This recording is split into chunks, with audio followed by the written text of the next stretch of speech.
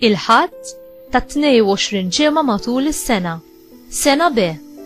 Qari mill-Evanġelju ta' San Mark, kapitlu 7, versi minn 1 sa 8, minn 14 sa 15 u minn 21 sa 23.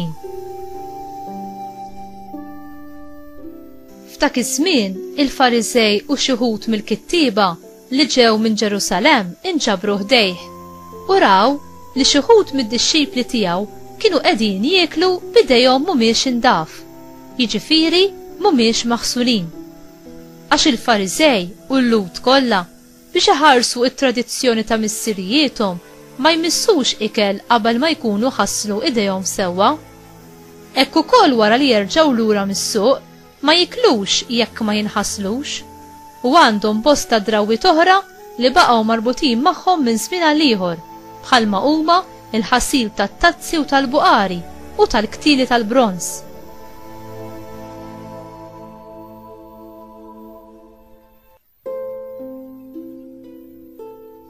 Mela il-Farizej u l-kittiba staqsewh: dan l-għala d-dixxipli tiegħek ma jġibux ruhom skont it-tradizzjoni ta' missirijiethom imma jieklu b'idejhom mhumiex indaf. Iżda hu weġibhom: sewwa ħabbar Iżajija fuqkom ja nies ta' wiġb ieħor bħalma hu miktub.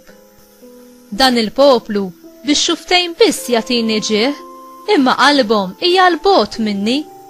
Fira jil-qima li jagħtuni jgħalmu dottrina li mhijiex għajr praċetti tal-bnedmin. Hekk intom twarbu l-kmandamenti ta' Alla biex tħadnu it-tradizzjoni tal-bnedmin.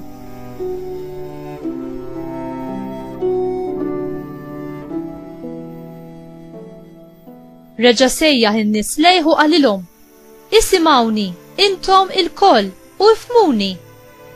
Ma hemm xejn minn barra li meta jidħol fi bniedem itebbaw, imma dak li joħroġ minn ġol bniedem dak hu li jtebba lil bniedem. Għax hu minn ġewwa mill-qalb tal-bniedem li joħorġu l-ħsibijiet il-ħsiena: żina, serq, qtil, adulterju, reba, ħażen, erq, libertinaġġ, ejra, malafama, supervja u bluwa. Dal-ħażen kollu minn ġewwa joħroġ u jtebba lill-bniedem.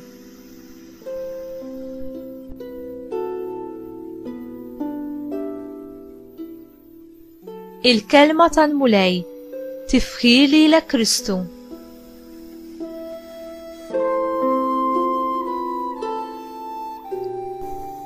X'jagħmel persuna imtebba u ħatja ta' dnub? Ġesu jakkuża lil Farizej u l-kittiba minn żewġ affarijiet. L-ewwel għall-ipokrisija tagħhom. Kienu jidhru li qed jimxu skont il-liġi ta' Alla biex jintoġbu min-nies, filwaqt li f'qalbhom kien hemm ħsibijiet u intenzjonijiet ħżiena. It-tieni akkużahom li abbandunaw il-kelma ta' Alla billi imponew fuq il-poplu l-argumenti u l-interpretazzjonijiet tagħhom ta' dak li Alla ried. Ġesu japplika għalihom il-profezija ta' Iżajija li nsibuha f'Iżajija kapitlu 29 vers 31 li kien akkuża n-nies ta' żmienu li lil Alla f'ommhom biss iberkuh imma qalbhom kienet il-bogħod minnu għax ma kinux jobdu il-liġi ta' Alla.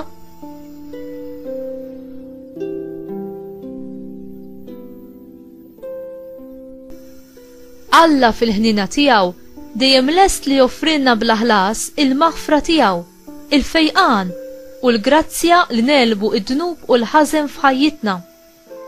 Imma biex nirċievu din il-ħniena u għajnuna ta' Alla, aħna għandna nistqarru ħtijietna mas-saċerdot li jirrappreżenta lil Kristu fil-qrar. Permezz ta' qrara tajba, l-Ispirtu Santu inaddafna minn dnubietna b'dan is-sagrament li nistgħu nirċievu kull meta nħossu l-bżonn. Jekk ilek ma tersaq lejn dan is-sagrament li permezz tiegħu terġa' ssir ħabib ma' Alla, itlob lill-mulej biex jurik ħtijietek b'mod ċar u jagħtik il-kuraġġ u l-qawwa li tindem, tqum u tmur f'riġlejn saċerdot. Taqtax qalbek u tħallix lix-xitan joqgħod jgħidlek li jien tal-xejn tqerr għax terġa' taqa'. Alla jara l-intenzjonijiet tajba tiegħek u bil-qawwa tal-istess sagrament jagħtik il-grazzi li teħtieġ biex tikkumbatti id-dnub f'ħajtek. Alla jobot li dnub fik imma jħobb lilek tant li miet għalik. Tħallix għal għada jista' jkun tard wisq.